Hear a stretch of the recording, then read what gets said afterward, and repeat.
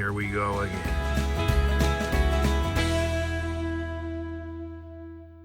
Okay, time to do it again, folks. Yes, they said move to Newfoundland, it'll be fun. Yeah, well, I'm here 40 years and I'm not laughing yet, so I hope it soon happens. I guess you just gotta have a sense of humor just to live here. Have to unplug the battery. Oh. Turn off the alarm. Okay. And today's topic is going to be on this little fella. This little guy here is after getting some attention. So let's have a look and give it a listen.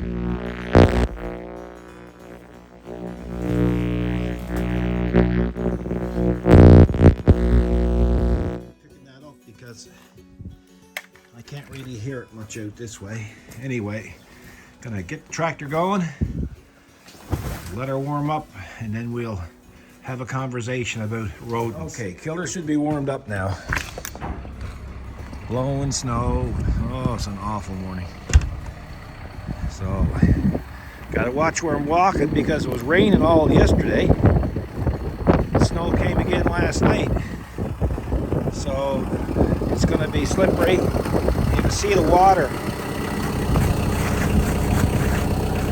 See the water everywhere, so it's a mess. Okay. It's not cold, but it's just blowing snow, right? Let's see. So it's -4 Celsius. Anyway, I'll get this camera hooked up and we'll start at it. Okay, camera's all set up.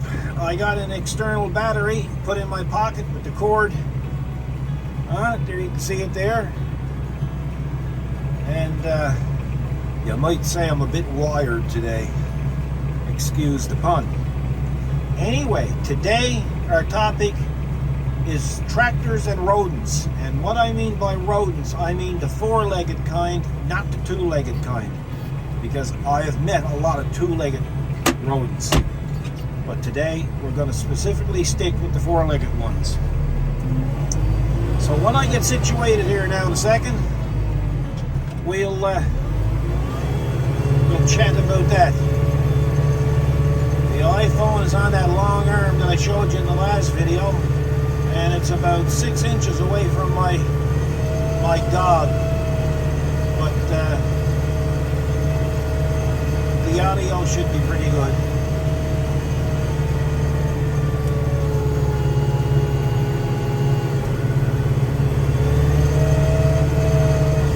The reason why I'm not pushing snow down below again is because the water.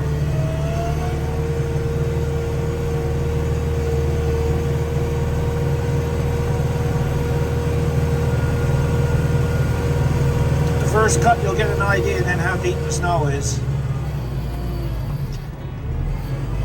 We had snow, but then we had a lot of drifting last night.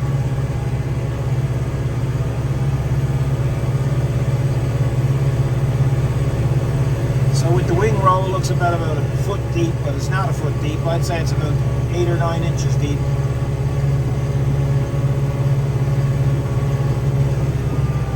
Now some people might look at me and say, or make the comment, saying that, well, you know, you're not plowing efficiently. Well, I'll tell you now, folks. The way it is with me and plowing snow is I'm at it for the enjoyment, not the speed. So, if I was doing this for a customer and it was under contract, it would be a different, kind of a different story. And especially if you had other places to go. But what's more important for me, well, two things are important when it snows. Number one is I get a little tiny bit of seat time. Number two is we get an opportunity to do a video so we can have a chat about this, that, and everything else. A couple of things I'd like to bring up. We've been putting out a few videos lately, And I really try as hard as I can to answer as many comments as I possibly can. And I really enjoy reading the comments. Kathy reads every one of them as well. The problem that I'm having, I can't keep up with them. There's so many of them. So, you know, I try to pick and choose. And so I hope you understand that it's not physically impossible to get at them all. But I do read every one of them. And I mean, they're fantastic. I mean, we really enjoy the comments, really do. And oh yes, and while I'm at it, there's a couple of people in the UK that I got to give a special shout out to, and that's Jane and Mick. Over Christmas, they sent us a little gift, and it was really nice, and we appreciate it. We used to have a lot of dealings with them. Well, over the years we have, but I mean on Facebook. But I haven't been on Facebook a lot lately. Well, I haven't been on in months, actually. And I get like that with Facebook. Sometimes I need a break from it because Facebook takes up a lot of time as well. So, but Mick and Jane, thanks a lot, and we're always thinking of you. Now, so like I say, with regards to the comments, we read them all, but it's just almost getting to the point. Well, I mean, one video got 54,000 or 53,000 views on it. I don't know how many comments. They're in hundreds. So it's takes a lot of time. Anyway, I'm sorry about the camera bouncing around, but I think it's doing a pretty good job, actually. Well, because of the iPhone, it's allowing me to do more videos. Because I don't spend any time at the computer now rendering and uploading and downloading and freeloading and whatever, right? Yeah. The other day we lost our power, and I said, oh my gosh, you know, a buddy of mine called and he said, you know, when we lost the power, the grid is not very reliable. And then, of course, I said, well, we haven't lost power in years. We haven't lost power since I put in that new generator and the enclosure that I built. I think I jinxed it. And of course, then later on Twitter, we find out that a guy had struck the pole, the hydro pole, a couple of minutes away from me. So if that don't take out the power, nothing will. Told Kathy to stay in today because it don't make sense to be out shoveling walkways or even videotaping, because it's with the wind is probably, I'm going to guess, minus 15 or minus 20 degrees Celsius, and she's in there packing up orders. She said, I went out a bit early this morning. I turned on the heat in the shop, and she's got it real toasty, and of course, she thinks I'm out here freezing that tractor, so that's okay too. Let her think that. I'll go in and see later on. I'll say, well, I got the driveway done, and that is some cold. Well, I don't know what's wrong with them tractors, you know. But anyway, somebody got to do it, I guess. And then she'll say, oh, you're the best husband. See, get your point, see, guys. Never admit you're comfortable in the tractor. That's the worst you can do. Because it could backfire on you. If they find out you're comfortable in your tractor, you could end up losing your tractor. And when you get up in the morning, they already got the driveway done. That wouldn't be much fun. So it's no good getting older unless you're getting smarter. Now, with regards to rodents, we've been getting a lot of comments and questions about that electronic rodent outfit that I showed you at the beginning of the video. And basically, it's supposed to send out a signal that rodents can't stand. Now, somebody asked me if it worked. And I said, well, I can't tell you if it worked because I've never ever seen a rodent to begin with in the shelter. Which is very strange, but we got a tendency, we got a couple of stray cats that comes around here, And we've been feeding the stray cats for years. And every now and then, the alarm will trigger down in the shelters, both where old Blue is to, and also where Killer is to. And when I check the footage, it's one of the cats. So I guess the cats are patrolling the area. In other words, they're looking after the rodents for us, which is okay. So I guess it's payback. We feed them and they look after our equipment. That's how I'm putting it down anyway. But that being said, we've never had a rodent trip the alarm either, so you know, it must work. Now, when I picked that up today, this is early in the first of the video, excuse me, I can't really hear any noise coming from it, but of course on video you can really hear it. It's a deep buzzing, and of course the speaker grills, they fluctuate red, so it probably does work. Well, I mean, I'm sure the people, Victor, who made it, they must do testing on that kind of stuff. Unless it's only like a snake oil and it don't mean anything. But anyway, whatever it is, I'm still using this tractor since 2012. It's been parked down there in that shelter, and there's no wiring ever chewed off it. Now, which brings me to the other topic. Why would they chew up the wires? What happens to rodents that they want to chew up wires? Well, folks, what I'm going to tell you, some people might not be aware of. But we got to look at the way wiring is manufactured, and that will shed light on the problem. And the problem is that the insulation on wiring harnesses is derived from wheat products. Yes, I said wheat products. And they've been like it for years. A few years ago, a friend of mine called me from Saskatchewan, from Regina. And he said, "Hey, Paul, I've got a problem with my motorcycle. He's got a gold wing like we have." He said, "I can't get it to start." And I said, "That's odd." I said, "Do you hear the fuel pump running?" He says, "I don't know. What do I do to listen for the fuel pump?" I said, "Well, just turn your key to the on position, and you should hear it go psst." And he said, and a gurgling noise. He said, "No, don't hear it." I said, "Where's your bike to, Bill?" He said, "It's out by the door." I said, "I thought you had it in the garage." "Yeah, but," he said, "the problem was," he said, "the young fella needed the shop.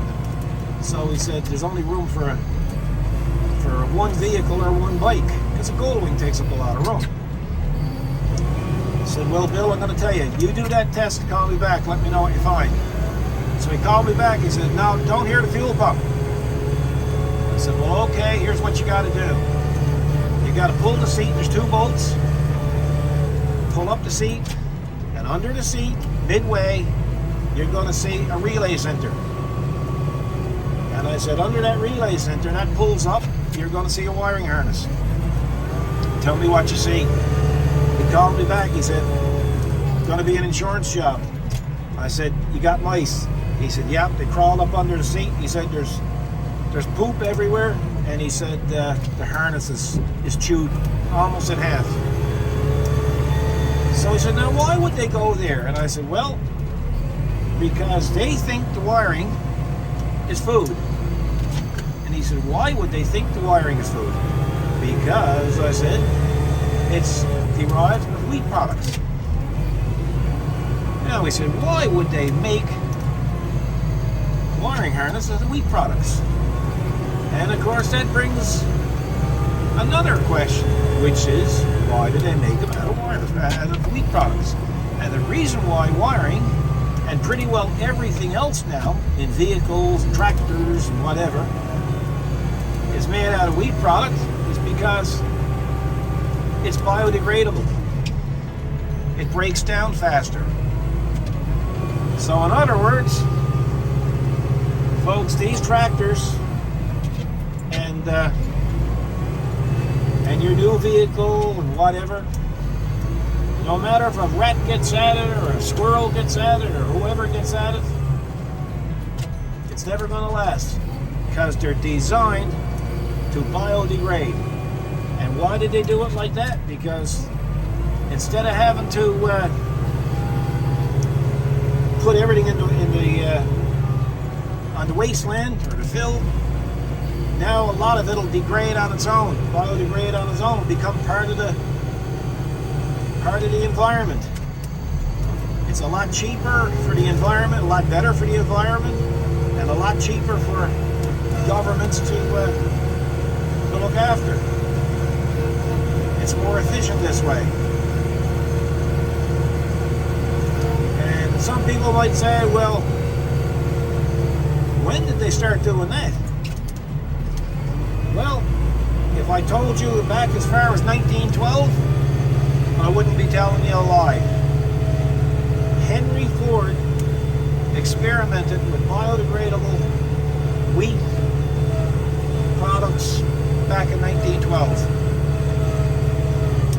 So, it is what it is, folks.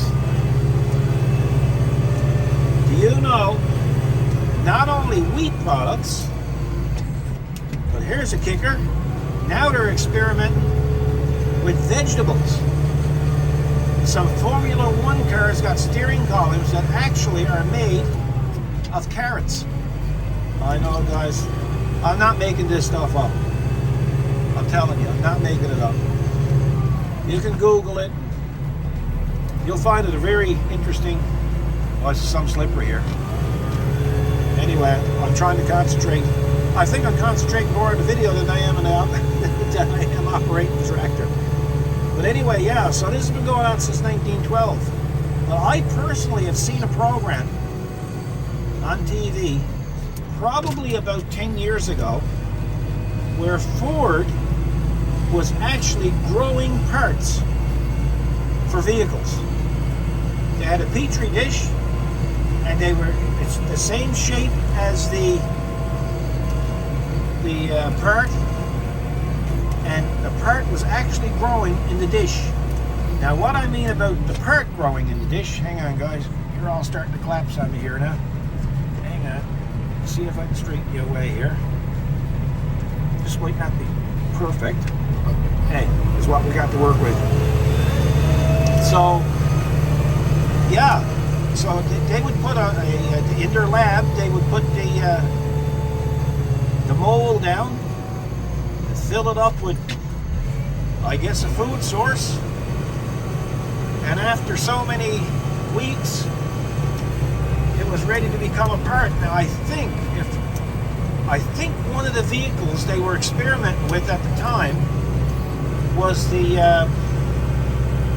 I think it was the Edge, Ford Edge. I think. But anyway, I stand to be corrected on that. But it was a Ford product. And what they would do, when they would get it, when it was grown, they would take it then and they would case it in a biodegradable vinyl. And they experimented on that. And at the time, they said the reason why they were doing it is because it would have a life expectancy of 20 to 25 years. And then the part would have to be replaced.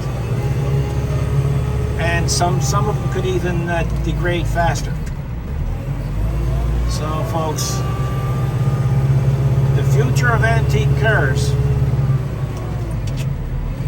is probably still healthy because we still have enough of the old ones from the 1910s up to 1970s. But regardless of what we're driving, like that Dodge Caravan and that, they'll never be collectible. And you'll never be able to collect them. So that's it, folks. That's my story, and I'm sticking to it. If you find it interesting, just Google biodegradable parts. Now, how do we prevent mice, squirrels, or whatever getting into our vehicles or our tractors? Well, now, some people say in the engine compartment you can put mothballs. Now, I've never tried it. But I'll tell you what's always worked for me. People used to say, how come you always undercoat your vehicles every year? Well, there's a couple of reasons I did it. And one of them was, of course, to protect the vehicle. But number two was keep lice away. Old Blue has been undercoated every year since 1993, once a year. And it's always done in the fall of the year. And I have never had a problem with a mouse in Old Blue. Never. So, if you got a vehicle and you're leaving it outdoors a lot, even if you don't, even if you decide you don't care if it roughs out, well, spray the undercoating on it real heavy, up underneath, even on the wiring harnesses, and I can guarantee you, you'll never see a mouse breaking into a hardware store or an automotive store to eat a gallon of undercoating. Never going to happen. Because they mortally hate the stuff. So, here's a plug for everybody undercoating. If you're undercoating people's cars, tell them the second feature, the second benefit from undercoating. Don't only protect it from rust, it protects it from rodents. And I bet you there's a lot of undercoaters out there that never ever thought of that. So, just tell them Paul Short told you. You know they're going to believe you then. Now, there's other things that you can do to prevent rodents, or at least try to prevent rodents from getting at you, getting at your equipment, and that's use that electronic device. I was never a fan of using food to try to lure into a trap, because personally, I think using food only attracts them to the area you want to keep them out of. So that's a bit of a debate. Hey, leave it in the comment section. What works for you? And I'm sure other people will read the comments and we'll all learn from it. What else can I tell you? Like I say, electronic device, I don't know if it works, but I never did see a mouse or a rat or anything. Closest I've seen to a rodent is a cat. So, now, there are things that I've done with this tractor that will keep a mouse from getting into the tractor. And I close up all the openings, and usually what I use to seal the openings, believe it or not, is steel wool. Mice hate steel wool. So, and if you look at the frame rails, the frame, each corner of the cab, that's a hollow tube. Now, normally people wouldn't think about this, but a hollow tube can create a lot of problems in a tractor, because in a tractor like this, it's air conditioning, it's heater, all the cab wiring is in the top portion of the cab. It's under the top cover. Now, well, how will a mouse get up there? Well, they'll get up there because they'll travel up through each corner of that cab. That hollow tube acts as a runway for them. It's an inlet. It's a little channel to crawl into where they can get into it, and they can go right up there. And, oh boy, I think I'm stuck, guys. Yeah. Hang on, guys. Hang on. Told you it was slippery. Hang on. Here's my differential up. Maybe that'll help. Hang on.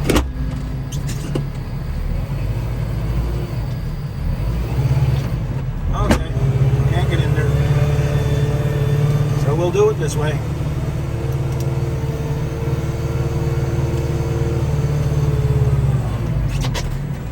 Okay guys, I'll be back in a second. Okay guys, I just had to back up and blow that snow out of the way.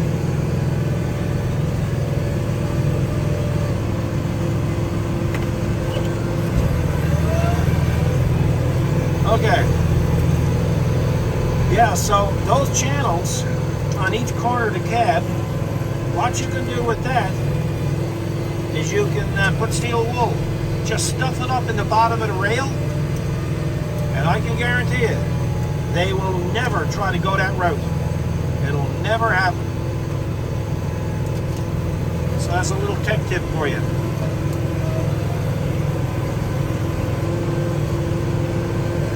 Yeah. Cool or what?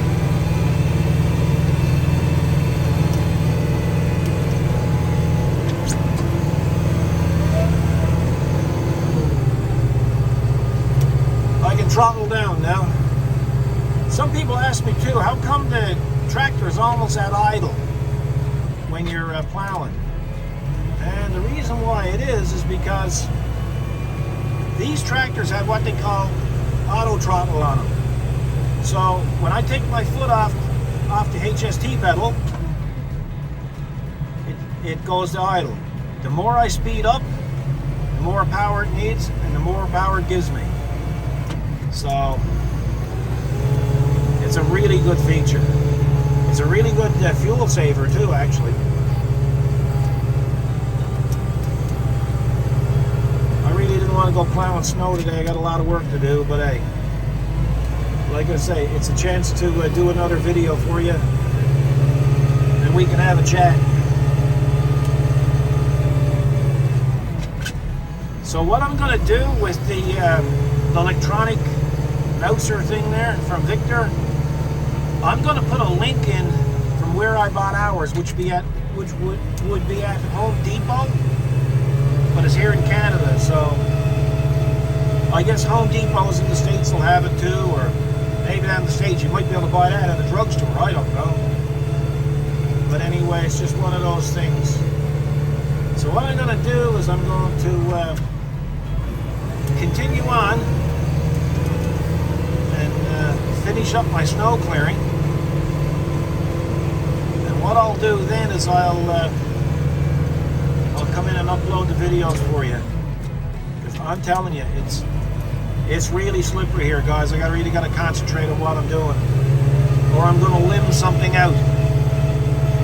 So I hope you enjoyed this little video, and I thank you for all your compliments. And please leave them, and give us a thumbs up and share the video if you can. You know, like the more people that gives us a thumbs up, and the more people that share it, and the more hits we can get, only means that's more encouragement we get to do more videos. So that's about all we're going to ask. And while you're looking at the section for the link for the mouser outfit, well, you can check out our website as well. The link will be there for that. Maybe there'll be something there for your tractor that you'd like to have. We sell quite a lot of product, and we're so appreciative of the people who's given us their business.